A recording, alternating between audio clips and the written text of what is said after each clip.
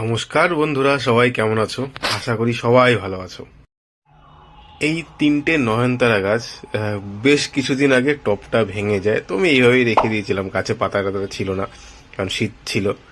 তো লাস্ট 15 দিন আগে আমি গাছ দুটোর মাথা কেটে দিয়েছিলাম। এখন দেখছি গাছের ডাল পালা নতুন করে গজাচ্ছে। তো যখন গজাচ্ছে তাই ভাবলাম টপটাকেও চেঞ্জ করে দিই।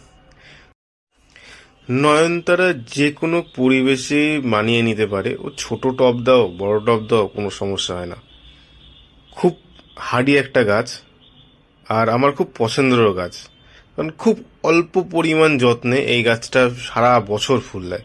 শীতকালে একটু কম দেয়, বাট এই গরমকালে সব থেকে বেশি ফুল পাওয়া যাবে এই নয়নতারা গাছ থেকে।